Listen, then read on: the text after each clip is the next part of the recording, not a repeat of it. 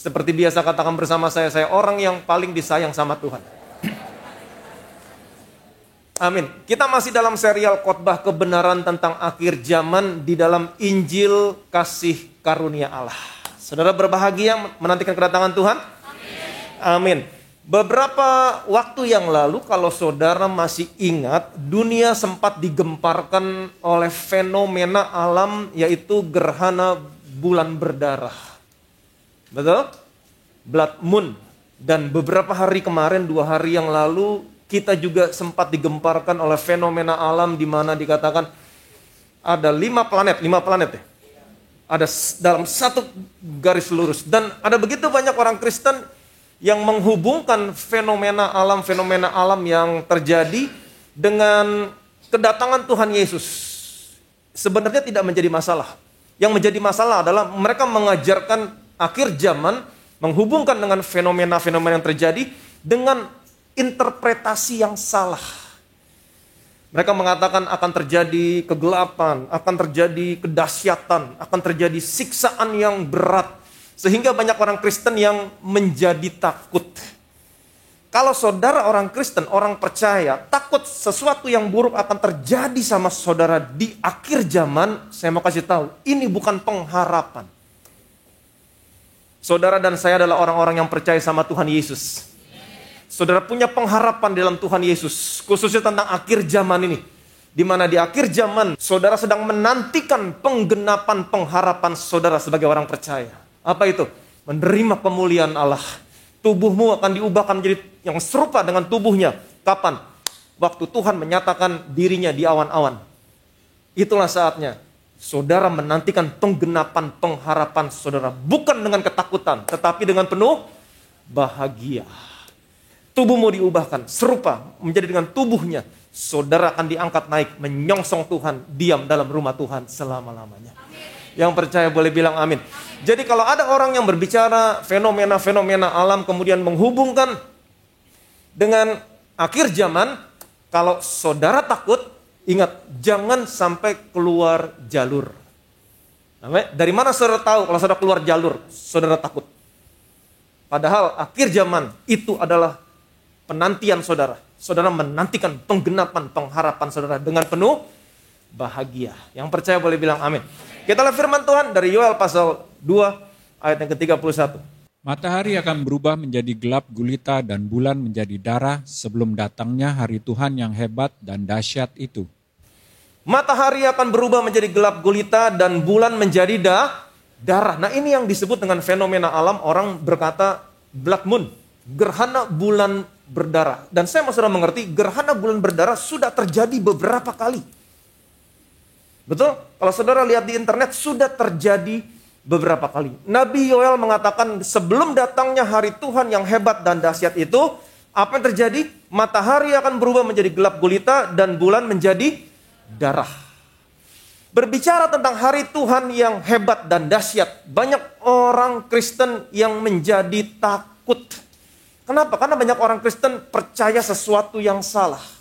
Comot ayat sini, comot ayat sana, dipakai di luar konteks. Sehingga banyak orang Kristen yang percaya sesuatu yang salah, menjadi takut. Ingat, kalau saudara berbicara tentang akhir zaman, saudara menjadi takut, saudara sudah keluar jalur. Akhir zaman berbicara tentang penggenapan pengharapan saudara, dan saudara menantikan ini dengan penuh bahagia. Amin. 1 Korintus.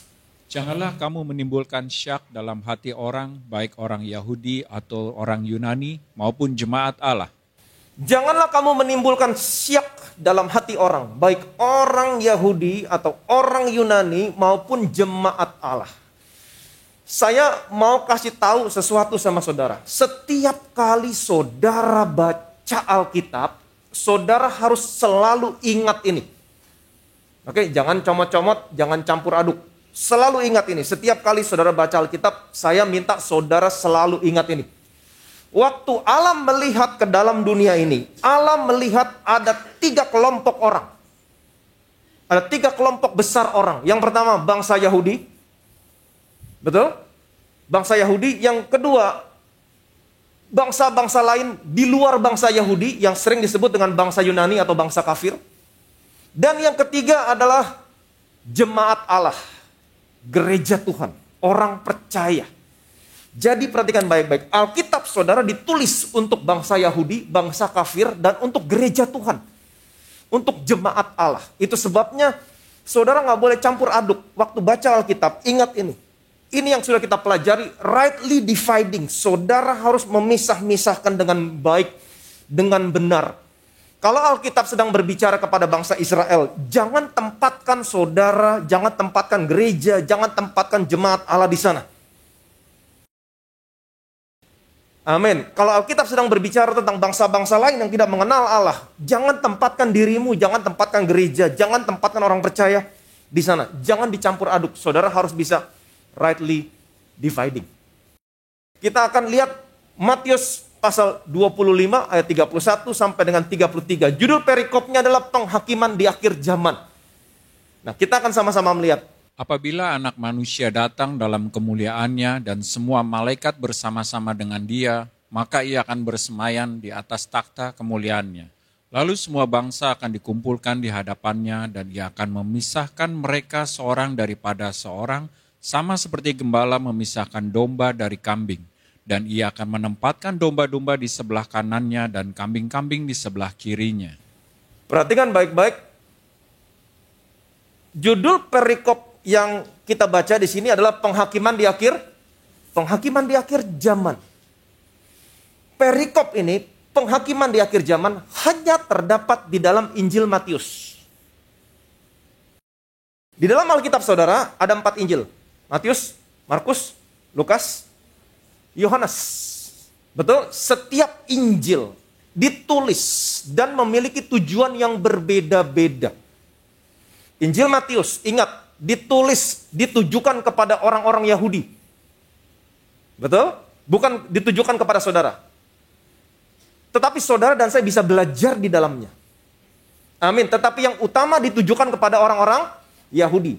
Itu sebabnya di dalam Injil Matius, Yesus digambarkan sebagai raja orang Yahudi. Itu sebabnya di dalam Injil Matius, saudara bisa menemukan silsilah tentang Tuhan Yesus Kristus. Silsilahnya dimulai dari Abraham. Kenapa dari Abraham? Karena Abrahamlah yang mendapat janji dari Allah bahwa dari keturunan mula akan terdapat raja-raja. Itu sebabnya saudara bisa menemukan nama Daud di sana. Kemudian saudara menemukan Tuhan Yesus di sana. Karena Tuhan Yesus dalam Injil Matius digambarkan sebagai raja orang Yahudi. Amin. Dan di dalam Injil Matius, saudara juga akan menemukan perumpamaan tentang 5 gadis bodoh dan 5 gadis bijaksana. Waktu Tuhan Yesus datang yang kedua kali. Betul? Ingat, Injil Matius ditulis kepada siapa? Kepada orang Yahudi. Jadi yang dimaksud dengan 5 gadis bodoh, 5 gadis bijaksana di sini berbicara tentang orang-orang Yahudi, bukan berbicara tentang gereja. Bukan berbicara tentang saudara, bukan berbicara tentang saya. Ingat baik-baik, Yesus datang yang kedua kali. Dia adalah mempelai laki-laki. Betul? Dia datang untuk mempelai wanita. Siapa mempelai wanita? Saudara dan saya. Amin. Untuk perjamuan kawin. Nah, waktu Tuhan Yesus datang yang kedua kali, di sana ada 5 gadis bodoh, ada 5 gadis bijaksana. Ini bukan berbicara tentang saudara.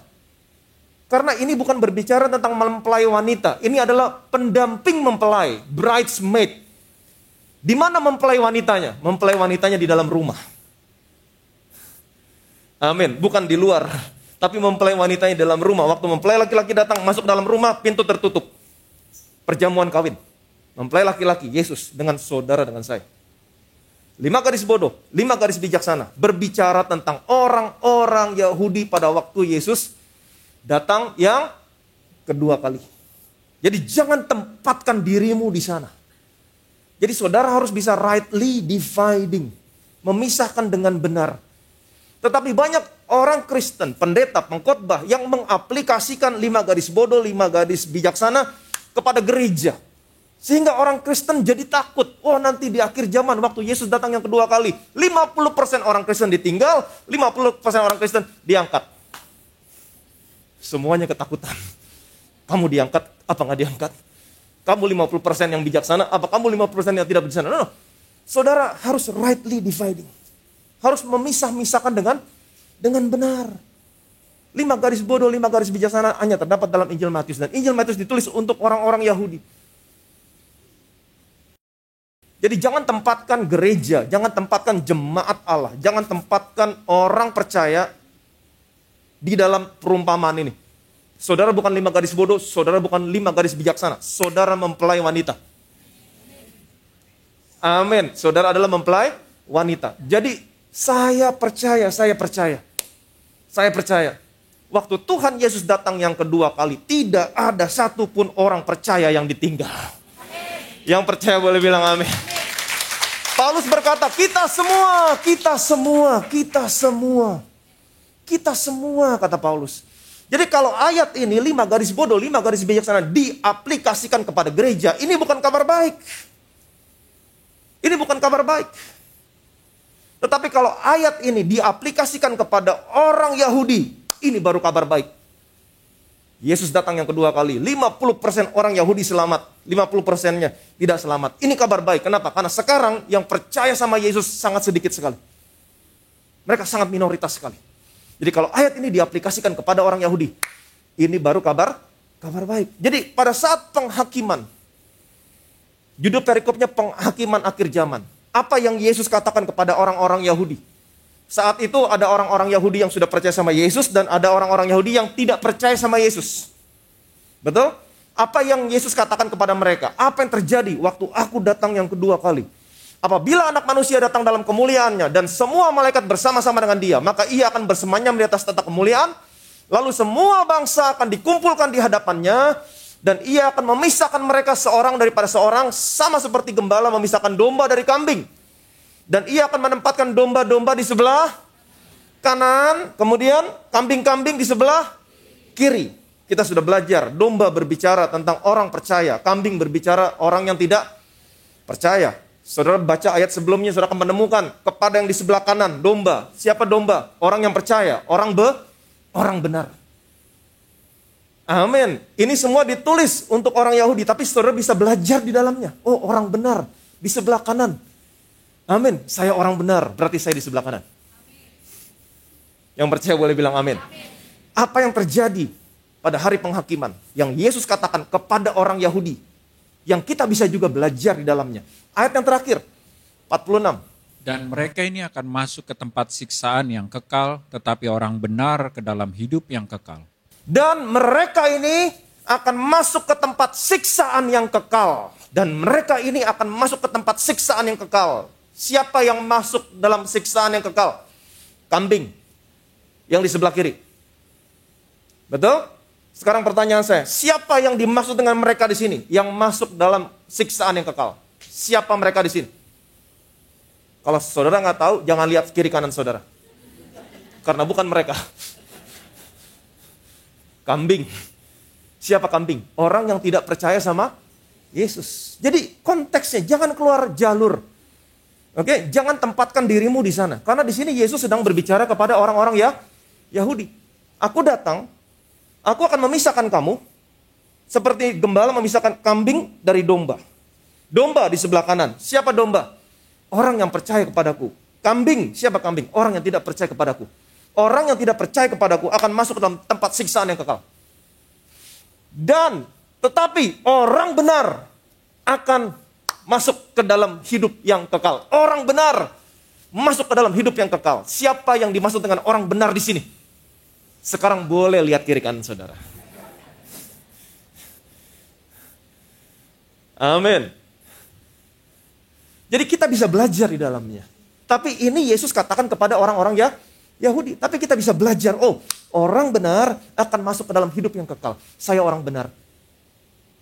Amin. Alkitab jelas sekali mengatakan, waktu saudara lahir baru, waktu saudara menerima Yesus sebagai Tuhan dan Juru Selamat, minggu yang lalu kita sudah belajar, saudara adalah orang yang dibenarkan karena iman. Amin. Saudara adalah orang yang dibenarkan karena iman. Kalau dulu saudara masih seteru, diperdamaikan oleh anaknya. Terlebih lagi, sekarang saudara sudah diperdamaikan.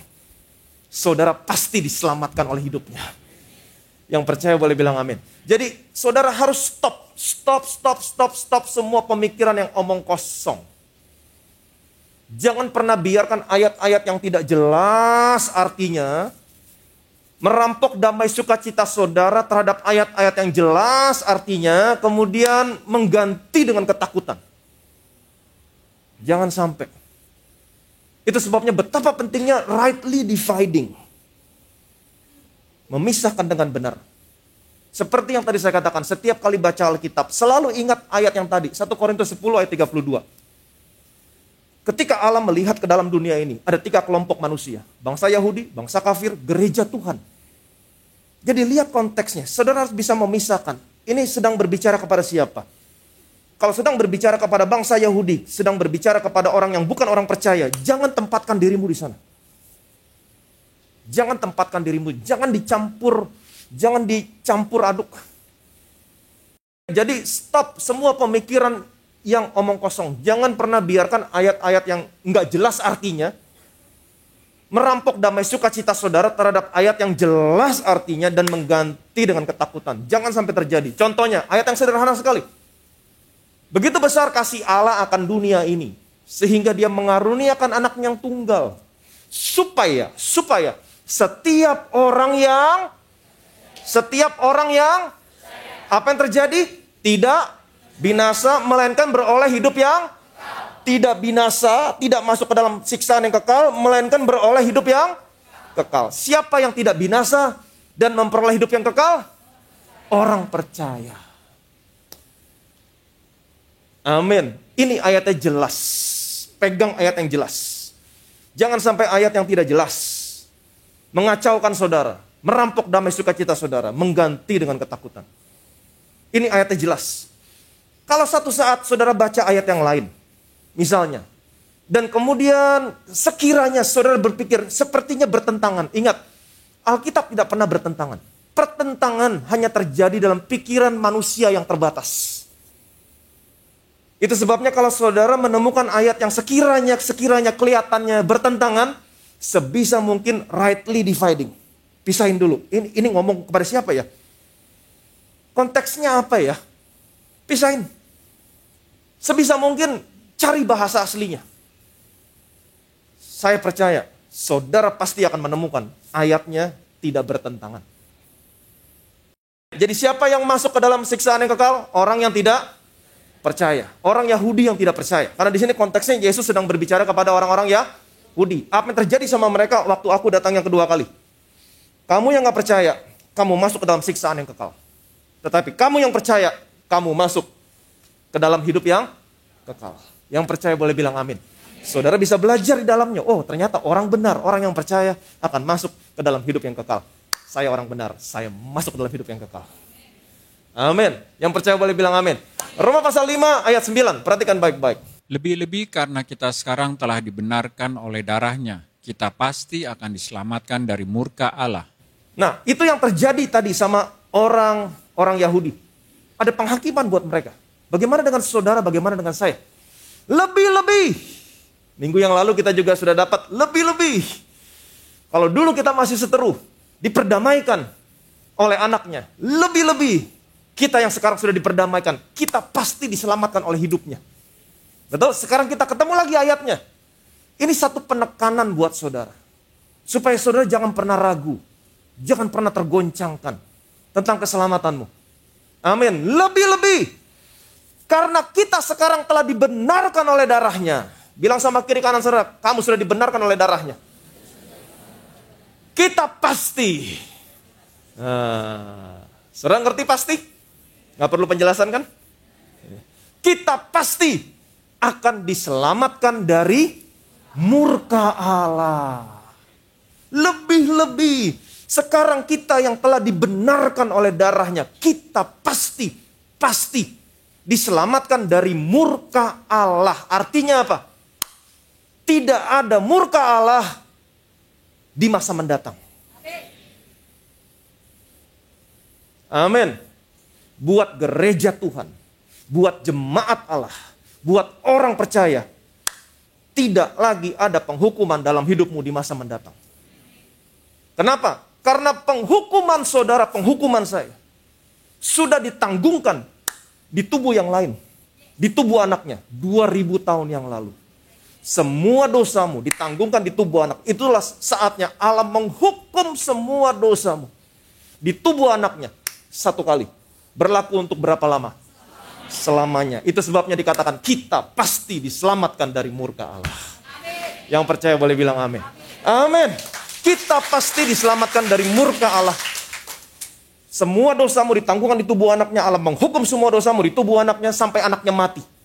Kematian anaknya, itulah kematian saudara, kematian saya. Kematian terhadap dosa. 3 hari kemudian Allah membangkitkan anaknya.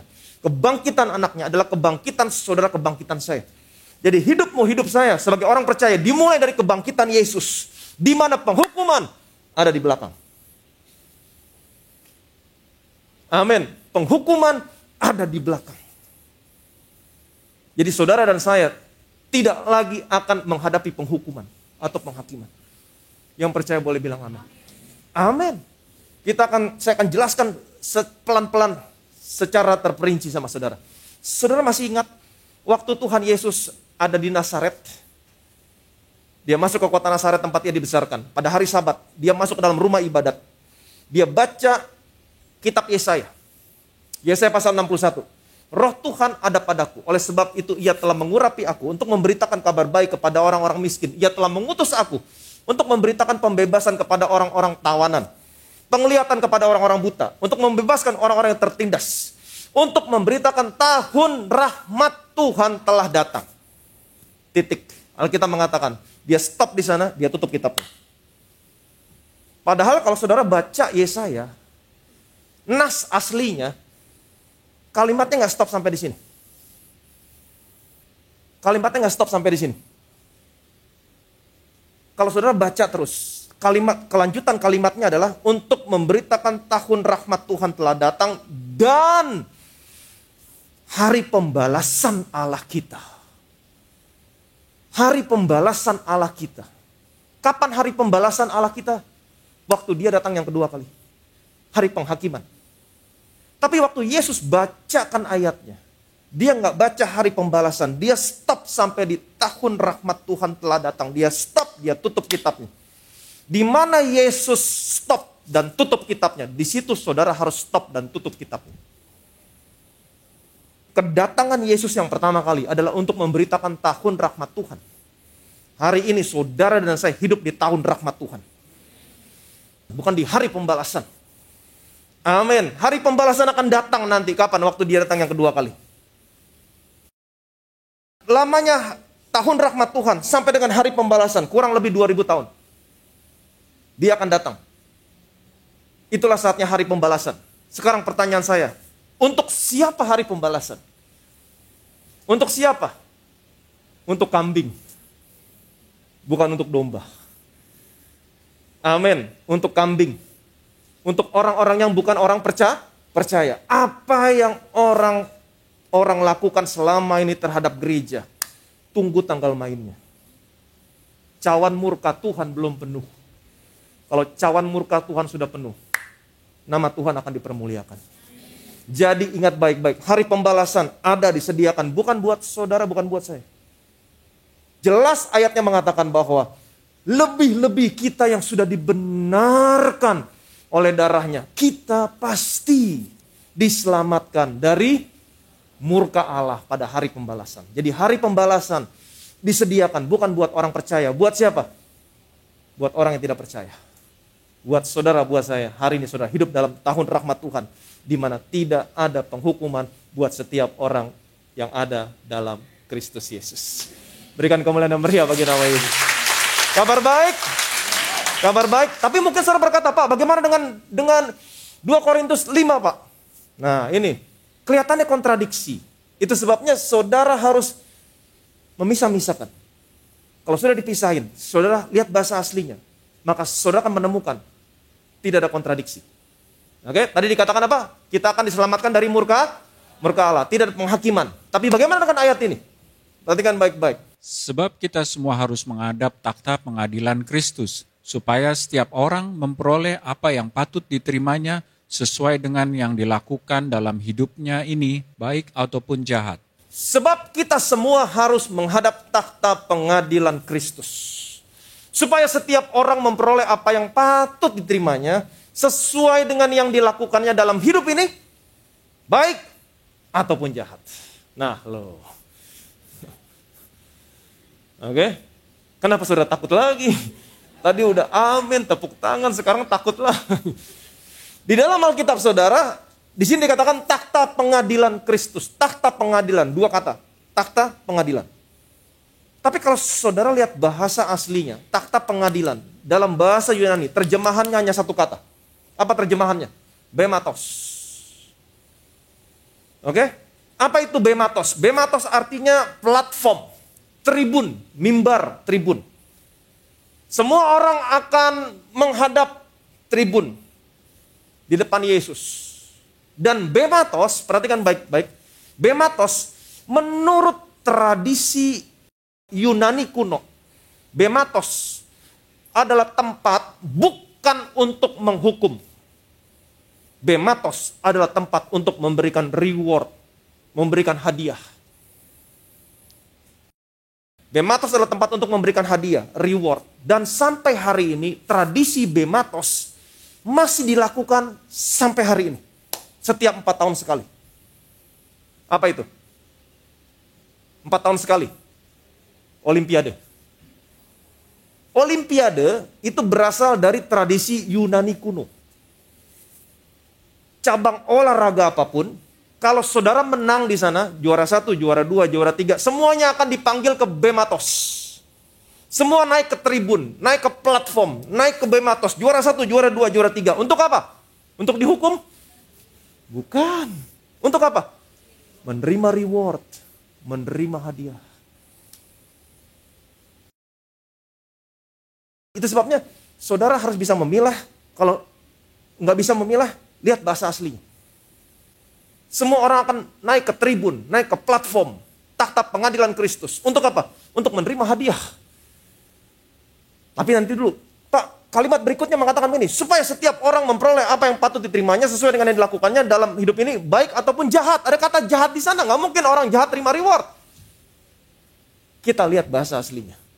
Kata jahat di sini, dalam bahasa Yunaninya adalah paulos, yang artinya worthless, no value, tidak berguna, tidak berharga, tidak bernilai.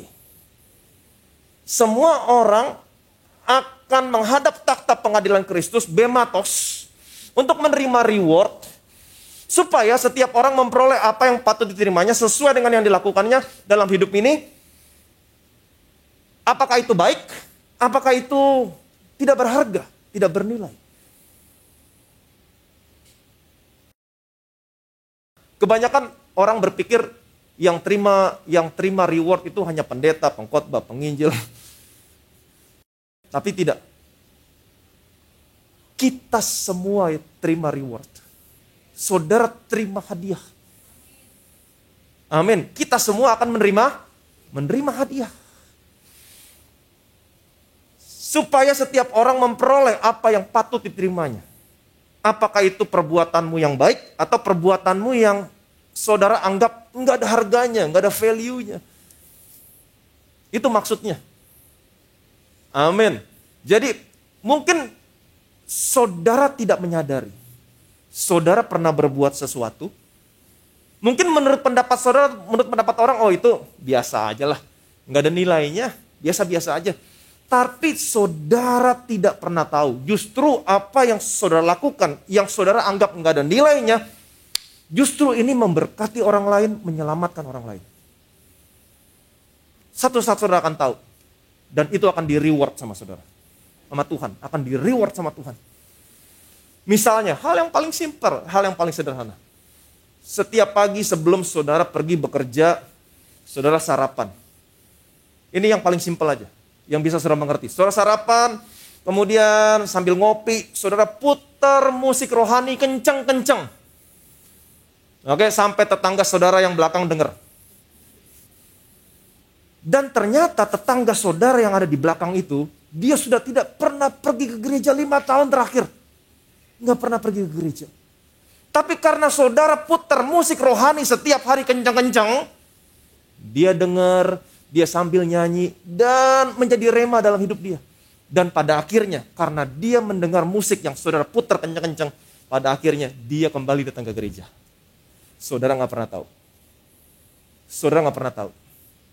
Kelihatannya, apa yang kamu lakukan, ini gak ada nilainya. Gak ada nilainya. Tapi satu saat, kamu akan tahu. Kamu akan di reward. Amin. Setiap minggu saudara terima link ibadah online Bethesda Church. Kemudian saudara inisiatif. Saya mau bikin broadcast message. Saya mau cari teman-teman Kristen saya yang di HP saya siapa aja. Saya bikin broadcast message. Saya broadcast linknya. Setiap minggu saudara broadcast. Setiap minggu saudara broadcast. Saudara gak pernah tahu. Ternyata salah satu kontak yang saudara bikin di broadcast itu. Ternyata ada orang yang sudah kecewa sama Tuhan, kecewa sama gereja. Saudara gak pernah tahu. Tapi waktu saudara broadcast, dia iseng-iseng. Mungkin broadcast pertama dia nggak hiraukan, kedua, ketiga, setelah berapa bulan dia iseng, dia pencet tes. Dia nonton Injil kasih karunia Tuhan, dia merasakan kebaikan Tuhan, dan setiap minggu sejak saat itu dia nonton Injil kasih karunia Tuhan. Saudara gak pernah tahu. Mungkin menurut pendapat saudara, menurut orang lain, broadcast gitu gak ada artinya, worthless, no value, gak ada nilainya. Tapi saya punya kabar baik buat saudara. Satu saat saudara akan berdiri di hadapan Yesus. Apapun yang kamu lakukan, apakah itu baik, apakah menurut pendapatmu gak ada nilainya, gak berharga, saudara akan mendapat reward. Yang percaya boleh bilang amin. Amin. Jadi semua orang percaya, kita semua akan mendapat reward. Kebanyakan orang berpikir, pendeta, pengkhotbah, penginjil. Enggak. Ada seorang guru agama. Dia pengen tahu arti ayat ini sesungguhnya dalam bahasa aslinya apa. Dia cuplik ayat ini, dia tanya sama ahli bahasa Yunani kuno. Tapi supaya pertanyaannya tidak terkesan dari orang Kristen, maka kalimat yang pertama dia hapus. Oke? Kemudian hanya dia cuplik kalimat berikutnya supaya setiap orang memperoleh apa yang patut diterimanya sesuai dengan yang dilakukannya dalam hidup ini, baik ataupun jahat. Dia kirim. Tolong dong, saya pengen tahu apa artinya dalam bahasa aslinya. Kemudian datang terjemahannya. Terjemahannya begini. Every one of us will receive rewards. Every one of us. For the work we did in our bodies. Whether they are good or no value. Bukan evil, bukan jahat. Tapi baik atau yang tidak ada harganya. Amin. Each of us. Setiap kita. Semua orang percaya. Will be rewarded for our work. Kamu akan di reward. Amin. Whether they are worth, berharga atau tidak berharga. Amin. Saya percaya kalau ada perusahaan yang menerapkan ini, saudara pasti mau kerja di sana. Semua orang akan menerima reward. Dan saya mau kasih tahu, saudara sekarang sedang ada di dalam organisasi yang terbesar, yang terbaik di dunia, yaitu gereja yang menerapkan ini. Amin. Every one of us, setiap kita, bukan hanya pendeta, pengkhotbah, penginjil, volunteers yang terima reward, enggak, kamu semua terima reward. Satu saat nanti saudara akan surprise. Jadi takhta pengadilan Kristus, perhatikan baik-baik, untuk mengadili orang percaya. Dalam kitab Wahyu disebut takhta putih. Untuk mengadili orang percaya. Tapi pengadilan di sini bukan untuk membuang orang percaya ke neraka, bukan. Seperti yang tadi Yesus berkata kepada orang-orang Yahudi. Aku akan memisahkan kamu. Betul? Seperti gembala memisahkan kambing dari domba. Kambing sebelah kiri, kamu masuk siksaan yang kekal. Domba sebelah kanan, kamu masuk hidup yang kekal. Bukan itu. Takhta pengadilan Kristus. Untuk mengadili orang benar yang sudah masuk ke dalam hidup yang kekal. Kamu akan berdiri di hadapan Yesus. Untuk apa? Dikasih reward.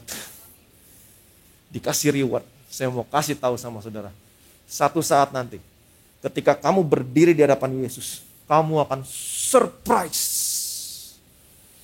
Kamu akan menerima reward, hadiah dari semua yang kamu lakukan. Apakah itu baik, apakah itu saudara lakukan yang saudara anggap nggak ada artinya, no value, nggak berharga, kamu semua akan terima hadiah. Yang percaya boleh bilang amin. Berikan kemuliaan yang bagi nama Yesus. Jadi saudara harus bisa memisahkan, rightly dividing. Apa yang Yesus katakan tentang penghakiman akhir zaman, itu Yesus katakan di Matius. Ingat, Matius ditujukan kepada siapa? Orang Yahudi. Jadi Yesus berkata kepada orang Yahudi, aku datang, ini yang terjadi sama kamu. Karena ada yang tidak percaya sama aku, karena ada yang percaya sama aku, maka aku akan memisahkan. Seperti gembala memisahkan kambing dari domba. Kambing, kamu yang tidak percaya kepadaku, kamu masak dalam siksaan yang kekal. Domba, kamu sebelah kanan, karena kamu percaya kepadaku. Kamu menjadi orang yang benar, dan kamu terima hidup yang kekal. Amin. Jangan tempatkan dirimu di sana. Jangan tempatkan dirimu di sana. Bagaimana dengan takhta pengadilan Kristus? Lihat bahasa aslinya. Tidak bertentangan. Kamu akan menerima reward. Kamu sudah menjadi orang yang benar. Kamu sudah masuk dalam hidup yang kekal. Ketika kamu masuk dalam hidup yang kekal, Tuhan akan kasih reward lagi. Kasih hadiah sama saudara. Amin. Diadili bukan untuk dibuang ke neraka. Tidak. Kamu sudah masuk dalam hidup yang kekal. Kamu ada di sana. Kamu diadili untuk dikasih hadiah. Wow. Untuk dikasih hadiah. Jadi pisahkan. Ingat, ada 3 kelompok besar orang. Kalau saudara pegang ini, saudara akan baca Alkitab dengan benar. Tidak campur aduk. Ada bangsa Yahudi, ada bangsa kafir yang tidak mengenal Allah, dan ada gereja Tuhan. Tentang penghakiman. Apa yang terjadi sama bangsa Yahudi dan bangsa yang tidak mengenal Allah? Kalau tidak percaya, mereka masuk ke dalam siksaan yang kekal. Tapi kepada saudara, kepada saya, waktu Tuhan yang datang kedua kali, apa yang Tuhan katakan? Perhatikan baik-baik. Dipisahkan. Nah ini buat saudara. Ibrani pasal 9 ayat 28. Demikian pula Kristus hanya satu kali mengorbankan dirinya untuk menanggung dosa banyak orang. Sesudah itu ia akan menyatakan dirinya sekali lagi tanpa menanggung dosa untuk menganugerahkan keselamatan kepada mereka yang menantikan dia. Jadi ingat baik-baik, ada 3 kelompok orang, bangsa Yahudi, bangsa kafir, gereja Tuhan. Apa yang terjadi sama 2 kelompok ini? Bangsa Yahudi, bangsa kafir, waktu Tuhan datang yang kedua kali. Tuhan akan mengadakan penghakiman, memisahkan. Yang tidak percaya, sebelah kiri masuk dalam siksaan yang kekal. Yang percaya kepadaku, sebelah kanan masuk dalam hidup yang kekal. Sekarang bagaimana dengan gereja? Waktu Tuhan datang kedua kali. Perhatikan baik-baik. Demikian pula Kristus hanya satu kali saja mengorbankan dirinya untuk menanggung dosa banyak orang. Berapa kali Yesus mengorbankan dirinya sebagai korban untuk dosamu? Berapa kali dia mengorbankan dirinya? Cukup 1 kali. Berlaku berapa lama? Selama-lamanya. Yang percaya boleh bilang amin. Amin. Sesudah itu, ia akan menyatakan dirinya sekali lagi, kedatangan dia yang kedua. Di awan-awan. Untuk apa? Tanpa menanggung dosa. Nggak ada urusannya sama dosamu lagi. Dosamu sudah selesai, Pak. Penghukumannya sudah selesai. Lebih-lebih kita sekarang yang dibenarkan oleh darahnya, kita pasti diselamatkan dari murka Allah. Kedatangan Yesus yang kedua untuk orang Yahudi yang tidak percaya, untuk orang yang tidak percaya, terjadi penghakiman. Tapi buat saudara, buat saya yang percaya sama Yesus, dia datang yang kedua kali, nggak ada urusannya lagi sama dosa saudara. Nggak ada lagi penghakiman. Untuk apa dia datang yang kedua kali untuk gereja? Untuk menganugerahkan keselamatan kepada mereka yang menantikan dia. Yang percaya boleh bilang amin. Kepada orang yang tidak percaya, terjadi penghakiman, penghukuman, pemisahan, masuk neraka, masuk surga. Tapi buat saudara, buat saya, dia datang untuk apa? Untuk menganugerahkan keselamatan. Itu sebabnya kalau kamu tempatkan dirimu di sini, kamu takut. Tapi kalau kamu tempatkan dirimu di sini, ini adalah penggenapan, pengharapan saudara. Saudara akan menantikan penggenapan pengharapanmu penuh bahagia. Tuhan datang. Kenapa? Karena saya tahu ketika Tuhan datang, saya tidak akan dihakimi. Saya akan dianugerahkan keselamatan. Itulah saatnya saya akan diubah tubuh saya. Serupa menjadi tubuhnya dengan yang tubuhnya yang mulia. Saya diangkat naik, menyongsong Tuhan di awan-awan, diam dalam rumah Tuhan selama-lamanya. Sampai di sana, enggak hanya sampai di sana saya dipanggil, saya dikasih hadiah. Yang percaya boleh bilang amin. Kabar baik. Kabar baik. Saudara takut sama kata-kata penghakiman di akhir zaman? Oh, itu bukan buat saudara. Itu buat orang yang tidak percaya. Itu buat orang-orang yang tidak mau percaya sama Yesus. Tapi buat saudara, buat saya, orang percaya. Saudara dan saya pasti diselamatkan dari murka Allah. Yang percaya boleh bilang amin. Kabar baik. Saudara masih takut? Masih takut? No. Nantikan dengan penuh bahagia. Nantikan dengan penuh kebahagiaan. Waktunya sudah semakin dekat. Waktunya semakin dekat. Nantikan dengan penuh bahagia. Ini penggenapan pengharapanmu sebagai orang yang percaya dan penyataan Allah yang Maha Besar dan Juru Selamat Tuhan kita Yesus Kristus. Nantikan. Nantikan bukan dengan ketakutan, tapi nantikan dengan penuh bahagia. Amin. Percayalah. Alkitab sudah ada begitu banyak ayat yang lebih, kita pasti, lebih, kita pasti. Untuk apa? Untuk membuat saudara tidak tergoncangkan akan keselamatan saudara. Ada begitu banyak orang Kristen yang tidak percaya, yang gak percaya akan hal ini. Dan saya tidak mau berdebat. Ngapain berdebat? Nanti kita ngomong kalau kita udah sama-sama ketemu di surga. Nah, ketemu kan? Ya kalau mereka tidak mau percaya gak apa-apa. Dan saya percaya mereka pasti selamat juga. Tapi ketika mereka hidup dalam dunia ini, mereka menderita. Mereka ketakutan. Mereka cemas. Mereka tidak punya kepastian. Mereka tidak berbahagia. Berbeda dengan saudara yang tahu kebenaran. Kita tahu kita diselamatkan. Tapi dalam hidup ini menantikan kedatangan Dia. Kita berbahagia. Amin. Kita dimerdekakan. Ini bedanya. Kita tahu hutang kita sudah lunas. Kita gak takut lagi menghadap Allah.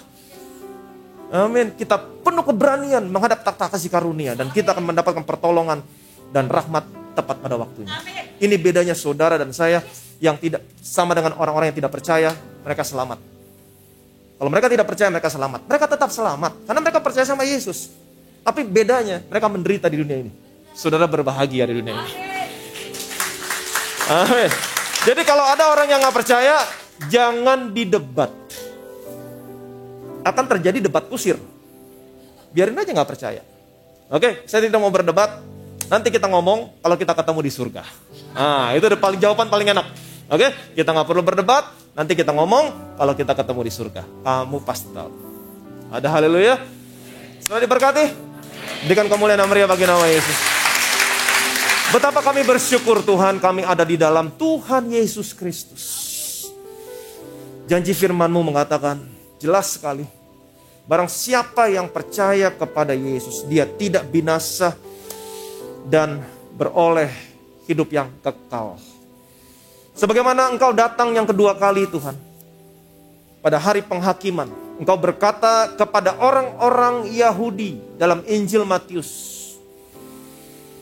Engkau datang seperti seorang gembala yang memisahkan kambing dari domba. Kambing di sebelah kiri, domba di sebelah kanan. Kepada kambing yang di sebelah kiri Engkau mengatakan bahwa mereka akan masuk ke dalam siksaan yang kekal. Dan kepada domba yang di sebelah kanan Engkau berkata menerima hidup yang kekal.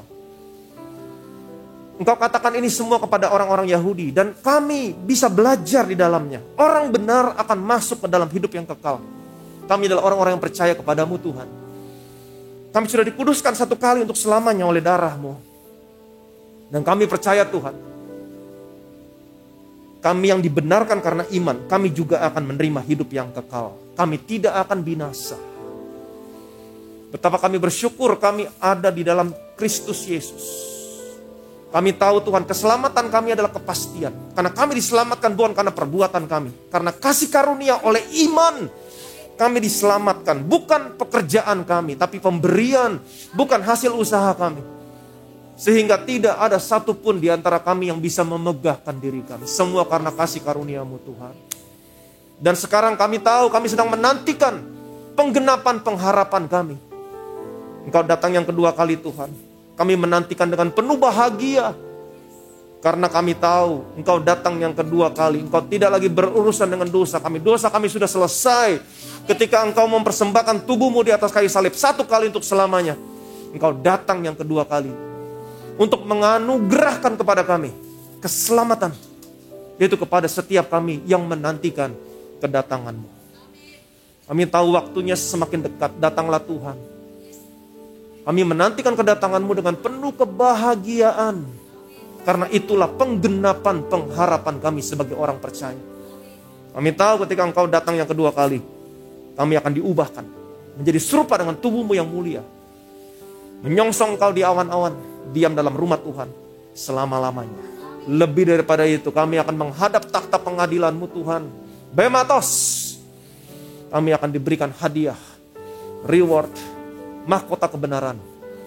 Kami percaya segala kemuliaan, segala hormat, segala pujian hanya bagi nama Tuhan kita Yesus Kristus. Semua yang percaya diberkati, sama-sama kita katakan amin.